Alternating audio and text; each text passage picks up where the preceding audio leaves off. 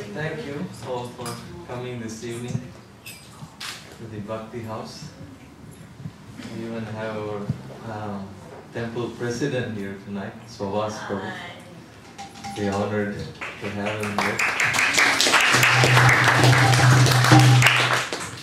So, I was meditating on what to speak, and then I was also meditating on what actually brought me to Krishna consciousness.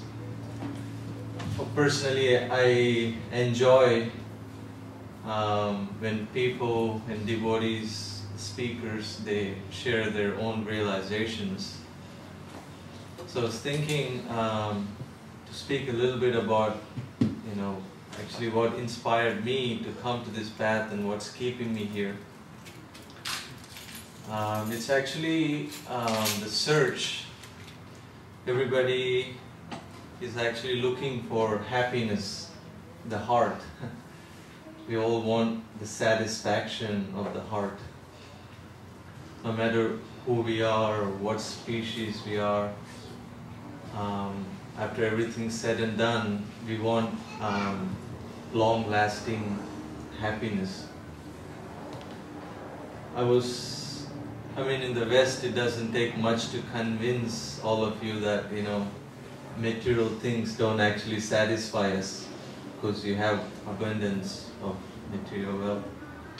When I was a student, when I was in high school in India, my dream was to go overseas and make it big. Like they say, the Muslims actually ruled India for 700 years. And they couldn't change much of the culture. And the British, they ruled India for 200 years. And they couldn't change much. But they say the television did it in 30 years. So watching all these movies, especially American channels and stars and like this, naturally you're inspired. I was inspired to go overseas, and I had the opportunity to go to New Zealand with my family to live there.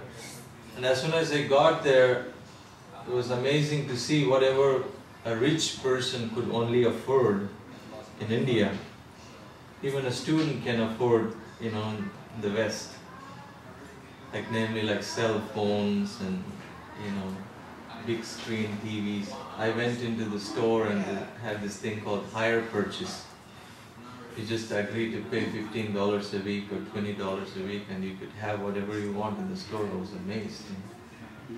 Cars, girlfriends and, whatever was, was not allowed or was difficult back home was easily available. And then I was really excited for a moment, and then it quickly faded away. It was just like becoming lonely and unhappy inside. Because no matter how much we have, unless we have really satisfied, there's no question of happiness. No matter how much material things we have. They did this survey in UN, United Nations, they did a survey, and it came out that Bangladesh was actually the happiest country in the whole world. And believe it or not, America was number 37. So like this, I was away from home and lonely, and no matter how much I was trying to imitate the locals, still I always stood out, and nobody took me seriously, and I felt like left out, like kind of different. So I was questioning myself, like what's going on, all the things I wanted I have now, but I'm still feeling confused.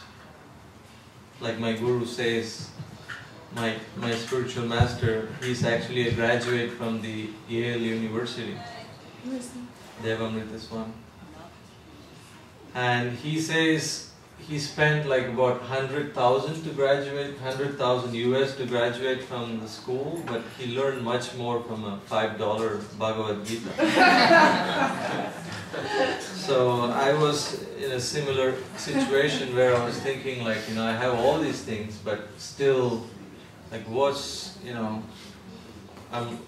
am I trying to cheat here, I was, telling everybody I'm fine and I'm happy and, everything is going smooth, and trying to show off to the family and friends back home that, I have something that they don't have, and, trying to do good in school and trying to impress the parents. So there was so much pressure, but I was, after everything said and done, I was not happy. So I had lots of time as well all of a sudden, because when you go away from home, you have time, mysteriously, at least for some time. So I was, I would go to these churches, big churches, built by the English, huge. Like nobody was there. I would just go and pray, and people would tell me, first time I was starting to meet the born-again Christians in the West. We didn't have this kind of things in India. Like, I had like a really close friend who was a Christian who also became a devotee, Hare Krishna devotee, Dwarakesh. So the only time I saw him use the Bible was to put it under his pillow. He would say like, when he puts it under his pillow, he gets good dreams and really nice sleep, no nightmares. So I had friends who were Christians, Muslims, like this, but we never argued, because I was not practicing, he was not practicing, nobody was practicing. So. But when I went to the West and people were saying, I'm born again, I'm like, what does that mean? It means Jesus is the only way. And they were so convinced. So I started going to the churches, and some people were encouraging me to read the teachings of the Quran and Buddha, and I would spend my weekends going different places. Still, I was starting to feel happier than before, for sure. But still, growing up in India in a Krishna conscious family, these things didn't quite cut it for me. I was still feeling some kind of empty inside. I wanted something more. I wanted something that completely satisfied my heart. And from my personal example, and when we look around the world, we could understand that, we all have this emptiness, this longing, and we have the potential to serve, to love, to be loved, and the heart is actually like empty. The conditioning, the heart conditioning is like we need something different than we already have. Otherwise, if everything was going smooth, why would anybody take your time to drive here? Obviously, we are looking for something higher. And this is the case even among different religious groups.